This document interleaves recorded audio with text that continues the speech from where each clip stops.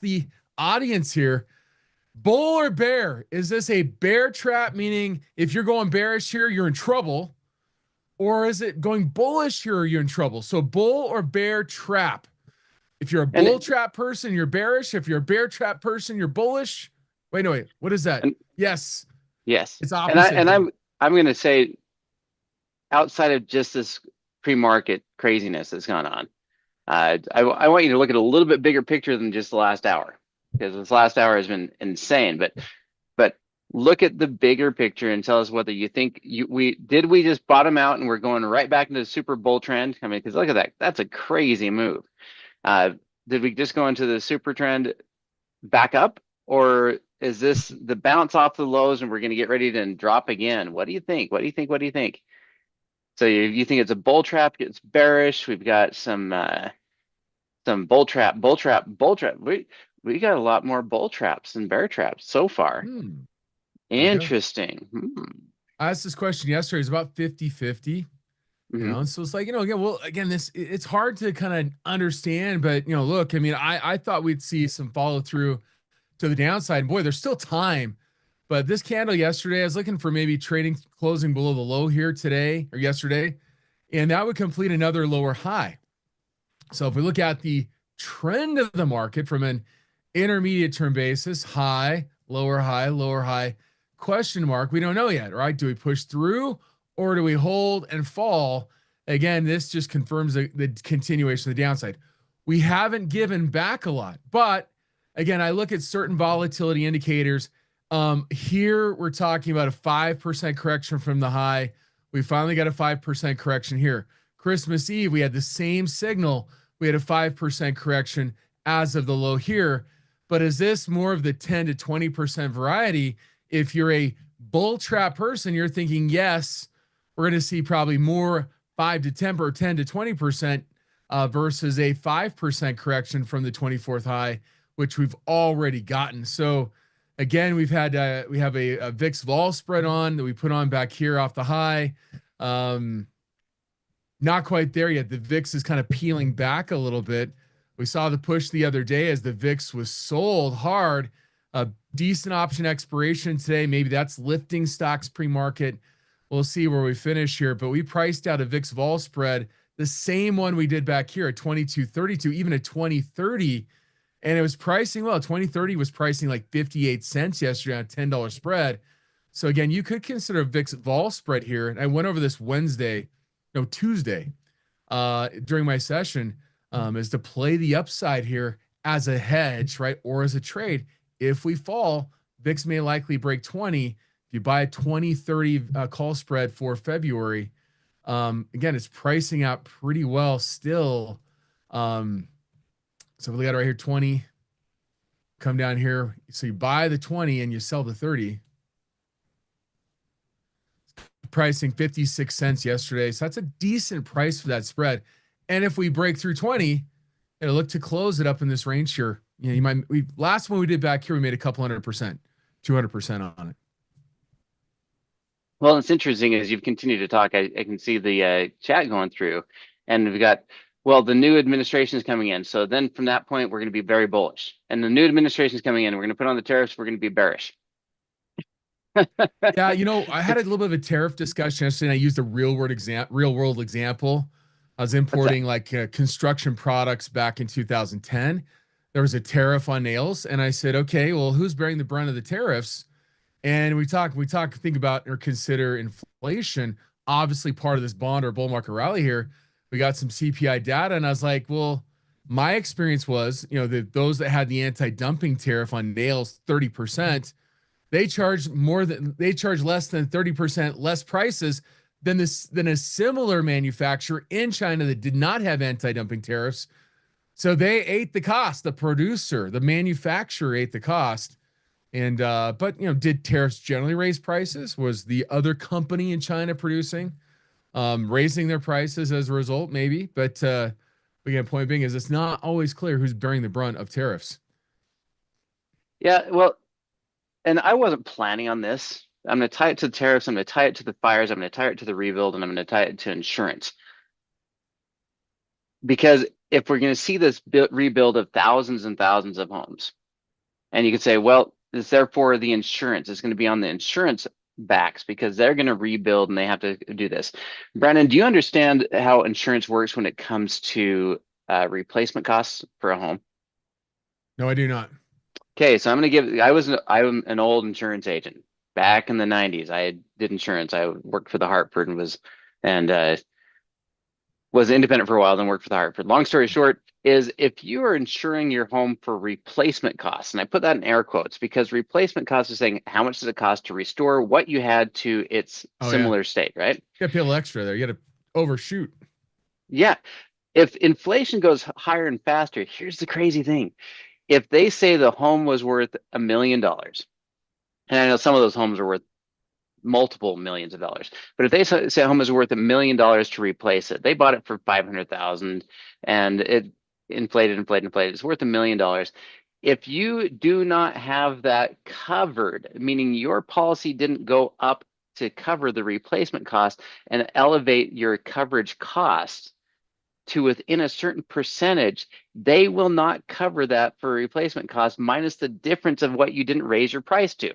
So if your house went to $1 million and you slowly inflated at 3% a year, as far as your policy went from 500 to 600 to 650 to 700, if you have a differential of 30%, they're not going to cover the 30%. Yeah, that's right. It was a So if it rider you costs had to them, put into your policy, right? To be like, you but have to have who's it insured inflate. these days in Yeah. California? And you I'm have like, and you have to, so if it was missed it by 30%, they're going to say, well, we would have replaced it all. But since your coverage didn't get elevated fast enough to inflation to cover it, it's worth 1.2 million and you only had coverage to 900,000 or yeah, 800,000. They're going to take that 30% off of the difference. So they don't just instantly replace it. They say, nope, you were underinsured by 30%. So yeah. we're going to give you 30% less of replacement cost. And boy, watching an interview with Gavin Newsom yesterday, and I'm like, man, that guy was giddy about LA 2.0. I'm just like, my goodness, just thinking about the opportunity where I'm like, he's a salesman, but man, I'm like, the fires are still out of control, battery plants. I mean, all this stuff's going on, and like, he's talking giddy about all these public, private, community kind of coordinated. I'm like, and obviously they're planning on a lot of people not being able to rebuild and probably having to sell their property would be my guess. And so that replacement issue is a big problem, and maybe why he's so giddy. We got to reshape LA. We got to redo it, man. We got to, Anyway, I thought it was Yeah. really disturbing to be to be Well, honest. yeah. I'm like, how can you be so like giddy? And just like he was so excited about the idea we're gonna reshape LA. I'm like, my gosh, Right. that's And terrible. you're absolutely right. People won't be able to rebuild because they weren't fully insured. If they didn't let their policy get up to the higher levels, even if they were covered, they're Yeah, not going to get all their money. So my question, Eric, it says that I just can see how the fires increase inflation, but don't see how it helps the economy. It doesn't. It's like doesn't. what Brandon and I've been talking about for weeks. It's stagflationary because it's Yeah, increased cost without true growth. Yes, it's rebuilding, but only labor benefits.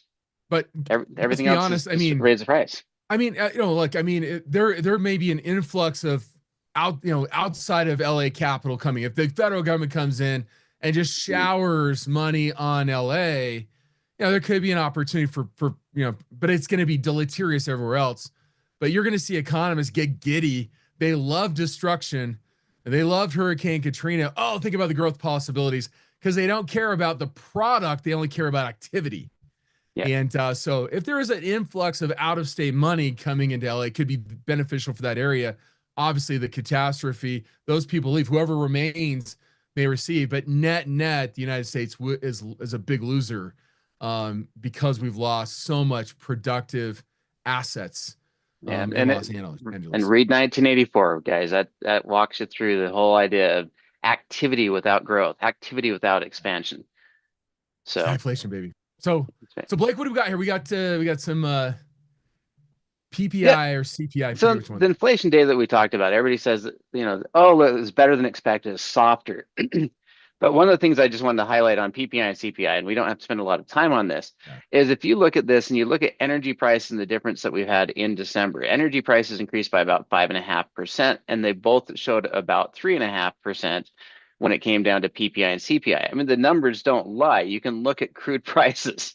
And so they accounted for it a lot lower than what it really was, just flat out December 1 to December 31st. And so we saw this inflation was not being priced in at the full value and energy. And that also feeds into other areas. It's not just a flat out a single line item. And so it feeds into the cost of production, the cost of transportation, the cost of plastics, the cost, there's so many things that we use oil with.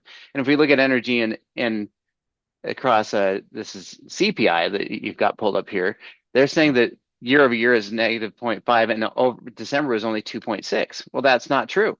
It's just Yeah. flat not true. And we've already gained 10% in this month. And Yeah, so and this is an area that I've been really bullish on in energy. I've got a few trades on the bulls and bears just because these are what I've been talking about. But yeah, but oil prices kind of peeled off here a little bit. But let's take a quick look at something. So we're thinking about, is this a bull or bear trap? Inflation's a real concern, and part of this inflation story is Blake's talking about crude oil, right? Look at current inventory levels. The blue line represents where we stand today versus the 5-year range. I mean, this is literally the term scraping the bottom of the barrel. I mean, Cushing supplies, right? Storage hub. We're scraping the bottom of the barrel in terms of oil supply. And if we look at production, production has not been keeping up. We come down here, production's been flattish. Yes, we can say, but this is a new all-time high compared to where we finished just before. We were 12.9 million barrels a day back in pre-COVID. Yes, we're at all-time high, but the rate of supply increase has not come in. And we just had an executive order basically banning a lot of offshore drilling, or basically any expansion in offshore drilling. Very disappointing. I was looking at a stock like Bohr, shallow water offshore driller, getting hit hard yesterday. I mean, again, this is hurting some of these companies, but in other respects, it's helping them. But oil prices, we're still on the upside.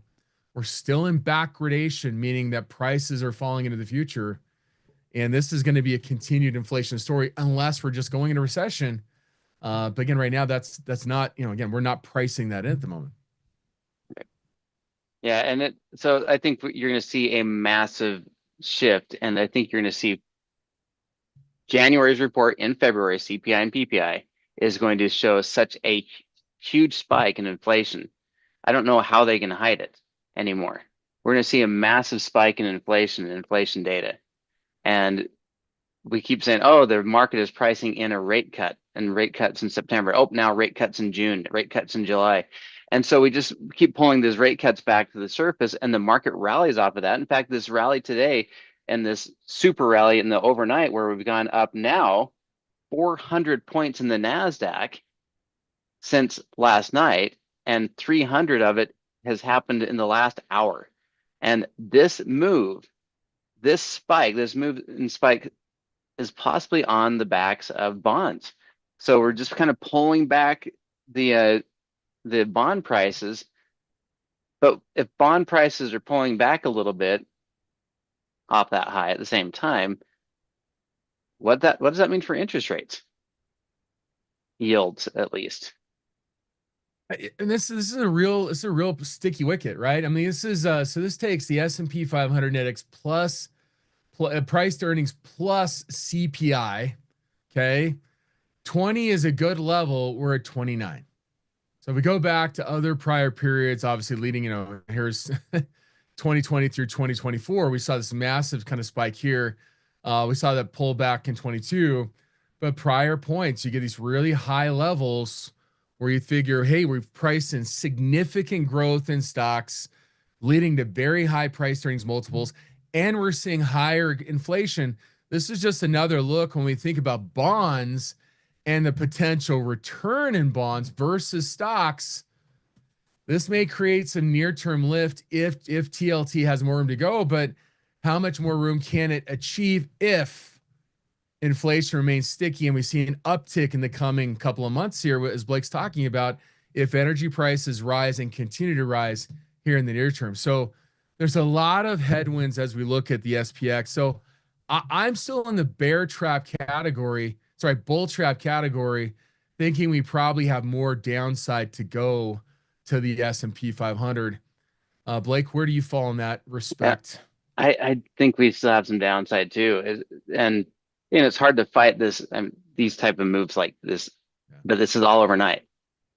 This is all pre-market. This is all non-econ rallies. So we've erased all of yesterday's bearishness, and we're pushing up to retest the Nasdaq's high, and Yep. it's done on no data, no econ. This, to me, this is just the cat's away, the mice will play. This is something that it feels like we're just pushing it up off of a algorithmic trading, and not to fan the fires of those that hate algo traders, but it's, if no one's fighting them, they can drive price wherever they want. They're big enough and they can do that fast enough. So there's benefiting from this, because the econ, the data, the crude prices, say the interest rates, I think they support another move lower. And I'm not looking for 15 to 20% corrections in a month. I'm not looking for 60% even corrections this year like we saw in 2008. I'm saying the economy and the moves in the market, it's a false sense of wealth when we know that the consumer is struggling, and we know, yes, we're going to rebuild California, but it means less wealth for the rest of the nation. Yeah. So again, I'm kind of again looking at 5 to 10%. So we hit the 5% mark there from so we got bearish on Christmas Eve, well, the next trading day. We're looking at a 5% correction, but I think again another 5 might push us down here to the 5,500 area. Start to break this here, may go back to 52. And what may help lead us there? I mean, here's some data. Apple yesterday had some sellers coming in to the fray and driving it lower. We kind of broke through the prior low, closing here. Pre-market, we're lifting a little bit, but could create an opportunity. We have earnings coming up, but what was the cause here? Again, this is Canalys data, but again, we're seeing what? Q4 2023 smartphone shipments. We're looking at 13.1 million smartphone shipments in 2024 Q4. Again, they're losing their grip in China, and that's a big deal, folks. I mean, a lot of the growth in Apple and five phones has been China. We're kind of backing off that. They're losing traction. So when you reach these extreme valuations, going back to this prior thing here, PE's got to come in. And that's going to have to come in for those Mag 7 companies, and Apple may be one of those companies. And we've been talking about how NVIDIA's overstretched up here. They continue to find difficulties since summer. So again, I've been kind of not bearish, but not constructive on NVIDIA since back here in June. And it really hasn't done anything, right? It's kind of fallen off your list. Stock like RGTI, these are your short covering type companies. And so, we got a big short covering rally. I talked about down here some call activity. Our target was 13. We talked about a spread. We're almost there. Maybe we'll get here today. Pre-market, we're actually down a little bit. But again, these are not the stocks you're feasting on right now, right? So Blake, let's talk about sector leadership and areas you might look to feast on. And for this, let's just take a look at the weekly performance. Energy topping the list. So again, for those of this was going into the year, this was going to be energy was my area. Energy, gold, and utilities were the three areas that I want to look at going into January. So energy, the leader here, utilities was up 3.5%. Yep. Nice move yesterday. I'm going to show you something. So last Friday, I walked through this. This is a well-studied system going back a ways. It's just a S&P divided by XLU. It's a ratio, and it's on a 4-week rate of change. So what happens is SPY is the numerator, XLU is in the denominator. On Friday, last week, we closed below 0, which means that XLU outperformed in the prior 4-week period. So I talked about in my last Friday session, this is a signal to sell the S&P and buy XLU. And so as we turn our attention to Blake's top 8 utilities companies, this was a trigger that hit last week, and was pretty good at being able to establish when to own utilities over the course of the last year. Here, here, here. Okay, we had a little bit of a flip here, and then we flip back to S&P. Not much outperformance there, but usually over the course of last year, and generally speaking, you're picking up utilities at good times when that crossover happens. So let's turn our attention, Blake, to your top 8 utilities companies here. Yeah, and I think tying into that is anytime you see a rally in bond prices and we're unsure of whether we should trust bonds because defaults and other concerns, when there's a move to fixed income, this is one of my favorite things to do. We have a bond position on in the deep currents, but we're going to be adding utility plays. These are just the top performing, the largest companies, the ones that pay some of the best dividends. And every one of these gave a rally or a breakout, bounced off of a low or broke out. And so I was walking through in yesterday's video, kind of laying out what the entry signal is, what the target expectations are, and they're all giving you about a 10% rally in price plus a dividend anywhere from 1% to 4%. And so these give you moves that are safer. And as we're watching, you say, well, yeah, but I could have had a 1.5% spike in the NASDAQ. You could have, absolutely. But that's Did what you we sell see as though? we, yeah, exactly. And as we look at this move, I did even say right there, you could stay on XLU. You Yeah. don't have to decide between all the stocks. You can say, look, we cleared the high. We created a bounce, I'd say a horizontal support despite that long tail below 75. We broke 77.50. So minimally, we're looking for 250, which takes us to 80. But I really think this is a bounce that returns us back to retest 82. And so there's still another $4 move. That's 5% in the XLU that probably happens within 2 weeks, maybe 3. But then you look at something like an NEE, which has been one of my favorites over long term. And these guys have pulled back really deep, and you have a lot more upside in something like an NEE. We're talking $14, $15 move, which is 20%. Yeah. And that, Blake, I mean, I think what you're outlining here, folks, is that we're saying, look, this is a trading opportunity, right? You can think about an investment, oh, long-term bond. No, this is about getting yield while you wait, but it is a trading opportunity to get back to prior highs. It's the same thing I outlined with CVX, right? The idea we bought down here, we bought here, target 165. It's about price plus the dividend. This is where you're operating. We're expecting XLU to outperform the S&P 500. So Blake, what are you seeing? Which would you take, for example, out of Southern and NextEra? Similar chart patterns, different dividend yield though. Southern Mm-hmm. generally pays a little bit higher. Yeah, and so for kind of the holding position, I think Southern is probably one of my favorites. I just said Nextera is one that I've traded consistently over and over and over again, but Southern looks really good. If you're looking for the ones that are kind of similar pattern, we also had I had all my list here. Yeah, there it is. I Dominion. was gonna say Dominion, and Dominion's almost broke out, and they pay a good dividend.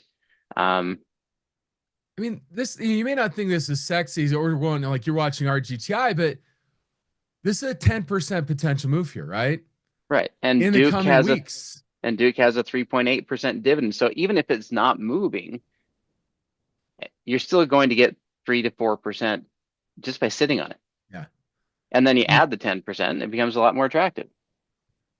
so a lot of these more stodgy, I mean, we're talking, 10%, we're talking maybe in a month. If yields come off, Mhm. right? If we see this rally in bonds, I mean, these have a chance to move quickly. I mean, let's just say bonds get back to 92 TLT. I mean, XLU is going to have a chance to move 10%, right? A lot of these companies here. XEL, 7250, right? 73, 7 point move, 10%. Sempra Energy, this is a little bit bigger mover. CEG, Constellation Energy, this one has already been breaking out. They have a kind of a diversified portfolio of energy like some of these other companies, but this is trading at highs right now, right? Mhm. You can see, we had a breakout, retest, bounce. So we're not necessarily targeting prior highs in this one. It's a continuation. Yeah, and PSEG. and this is what I like about all of these utilities and these dividend yields is because we're sitting here talking about bull trap or bear trap.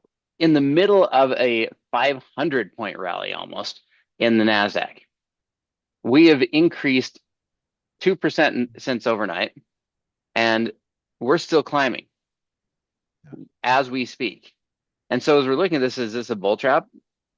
Right. It's hard to claim that it's a bull trap when we see that aggressive of a rally and recovery.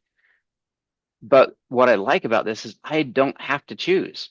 Right. It doesn't have to be a bull trap. It doesn't have to be a bear trap. I can still be bullish and trade this market, and I don't need it to be a bull trap, and I need to be fading, or I can't. Doesn't have to be a bear trap, and I don't need to be going all into something that is speculative. I like this because it gives you a return if it doesn't move. It gives you a return if it does move. It's an area that gives you a better edge.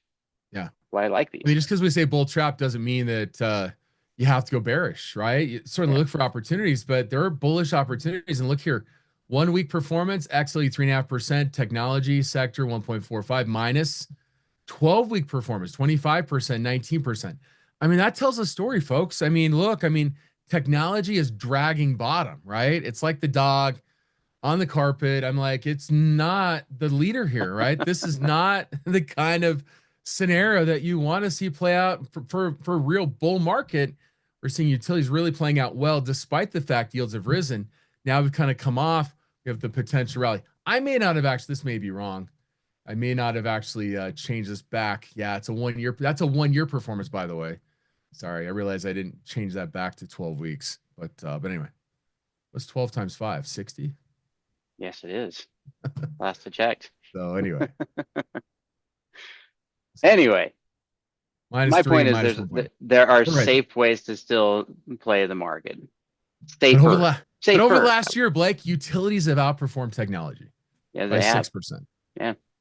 Yeah. And it's one of the ones that I keep hammering on. And I've done it in the afternoon videos, and I've done it in the deep currents, and I've talked about it in safety plays. And I know a lot of times I think that people think, oh, Blake, you're such a bear. I'm not. No, I'm watching the economy. Oh, you think the whole economy is going to crap out? Yeah, it will. right. But it doesn't. But again, this the whole point is like we don't. Again, people want to take it personally, right? It's like, Yeah. look, be objective. Just say, hey, the risks are the downside right now. What do I do? Go to an area. It's like the book, Who Moved My Cheese? The cheese has been moved, folks. Find it. That's what we're talking about, right? We weren't Yeah. trying to find the cheese, and we're looking at some bulls and bears here. Probably should have expanded that. But anyway, It's not deer, it's not an insult. I'm not attacking you. If you're super bullish and you love tech, I'm not insulting you. I'm simply telling you there's opportunity to be more safe. And the fact is the economy is very stretched. And this is stagflationary is what we're seeing going on in the markets. So despite the rally, despite the pullbacks, anything else that goes on, I'm just saying the econ data says what it says. And it's not an insult. It's not an attack. It's where do I see the next move and how do you profit from that? And it doesn't mean I'm right, you're wrong. It means pay attention to the data. There's right? data out there that can improve your trading. And it's gonna change where the mark where you find it. So again, we're trying to say, look, instead of finding a needle in a haystack, just find the haystack with the most needles, right? Yes, there you That's go. what we're saying. This is called top-down analysis, fusion analysis. I was looking at the new CMT curriculum last night. I'm like, it's kind of a jumbled mess, but I was like, there is some different stuff in there from previous times. But so let's take a look at Deere. I mean, so I talked my Monday video about Caterpillar, Deere, Tex, Mhm. all these companies kind of got breakouts this week, probably on the heels of what, Blake? So why are you bullish on Deere? Well, I was bullish on industrials back when a couple of weeks ago. Industrial started recovering off their lows, and it was pushing across all industrials, not just Deere and Caterpillar, but Deere and Caterpillar. You're going to have a higher demand for big equipment, regardless of what the build is, regardless of whether we want to say that's good for the economy or bad for the economy. You're going to have higher demand for heavy equipment for LA. The And FEMA even for the fire. response, I mean, yeah, like to be able to contain it, they may try to like back up dirt, but the cleanup is also going to require this stuff too. So yeah, I mean, I like just that broad-based text breakdown. It's a better value play, but just has lagged the market on tech on Terex, but Deere's right there. So you think prior highs at your kind of short-term yeah. target Just 470? swing high currently, and then seeing if we get a pullback and another bounce, that could be enough to momentum push through the highs. But right now, it's just swing high. and there's some real strong opportunities. That's a big move still in Deere and Caterpillar. Boeing is an interesting one for me. I'm a little ahead here. I fully admit I'm kind of jumping the gun a little bit here, and that is that we've got a massive bull flag. Now I know some people say bull flag can't be that long. Yes, it can. Yeah, it's It is just a up to 3 or technical 4 pattern. weeks, baby. That's right. People think it's 3 or 4 days. No, bull flags can be 3 or 4 weeks. And so as long as the flag doesn't go half mast, and as long as it doesn't take longer to form the flag than the flagpole, this could be an amazing bull flag. And Boeing could repeat that move from 140 to 163, and we could be pushing all the way back up into, we'll call it 200. Yeah, I mean, this is a 38% retracement of the move here, straight line move. Volume, we had some good volume late December. So you break out again, the same move as the flagpole off the break would get you about 210 back to Mhm. prior highs. I mean, just a near term swing back to 183. So, I mean, those are decent sized 10% moves again that could move regardless of the market. I'm going to throw out a couple here. I talked about CVX. We're entering earnings. We're almost the target up here at 165. I talked about hedging this week, buying a protective put against it, or closing at a strength up here. So we're looking at holding, but we're holding a holding CVX. This is one we got bullish on back here based on pre-move pulse criteria and testing historical support. So again, we're close to getting up here. If we're up around that 165 area, close before earnings or hedge. But so far progressing. Same with the APA. Again, Apache's one where, again, we got it kind of off the lows down here, again, based on pre-move option pulse criteria. Look in and leading off here, expecting strength and energy. It's been a nice move. Talked about we could take profits in API now, but we may, our upside target is 28 to potentially 33. But this is one if you're trying to take profits in energy, take profits on producers, consider holding CVX till we squeeze a little more out of it. If we pull back, could be an opportunity to enter APA or Devon. This is areas in the technology in energy that we've seen uh, um, again significant option activity. I'm bullish on Mosaic as well. It broke down. I held it through. Kind of broke my rule a little bit on this one. Came back here, but we did a big breakout this past week on good volume. We're looking at 31 up here as the potential target. 28 was kind of that swing target there, which we hit after the dip, unfortunately. So a little more room out of this one, 10%, 20% plus. And GLD, we had a spread on this one, 250, 252. So we're close to being able to close that one out. Still think there's upside to the prior high. TJX had some pre-move pulse yesterday about call option buying. This is kind of a falling wedge. We're looking at near term on a breakout to 127 on TJX. Anyway, let's take a look at your bears here, Blake. Love, are we loving it? No, I like the breakout, the follow through. If we do not close above yesterday's high, despite earnings, I like this short. That was a strong enough gap down, close down, test through the other shadows. I don't think there's a lot of buyers left. So anywhere between 32, 35 and the gap fill, I would be looking for a fade. And this could easily drop back down to 30. Yeah. So Oh, and again, just Professor Bierman says, I did not see this. Love was downgraded today. So ooh, I was just purely playing off of technicals. So pre-market hey, down a there little you go. bit. That helps it though. Helps Yeah, it. that TOF, helps we're my talking about view. consumer finance stock at highs. It's a nice in-out type candidate, right? I'm like, we're Hmm. above the expected move right now, probably. Fade the high. It's obviously struggling up at that high. And this goes back to the econ. We're still seeing some real struggle with the consumer, and Capital One Financial and Ally and others are going to be the first ones to go. Yeah. Apple, and we had a breakout yesterday. So again, looking at continued downside to 218, right? Look, just we Hmm. look for a little pop. We might get a little push here. We're up 3. If we test the midpoint about 232, you can look at again playing that downside in Apple looking at 220. Simple bearish vertical spread works. ITB, this is the hard thing here is if bonds continue to rally, Hmm. we're looking for some exhaustion here, maybe around 112. Again, bid ask spread is really wide here, but we'll see how this plays out. But when it starts to look a little toppy, watch the bond market. If that starts to lose steam, the downside in ITB is still pretty big. Potentially, the rebuild's not going to happen for a while, and nobody's buying homes. So anyway, Right. Yeah, and specific rebuying of homes does not help IT home builders across the nation. So, all right, All right, I we got to think we wrap got it. to get out of the way. Get out of the way for Dawn. Thanks, Brandon. Thanks everybody for joining us this morning. Have a great one. See you back next We'll see week. you.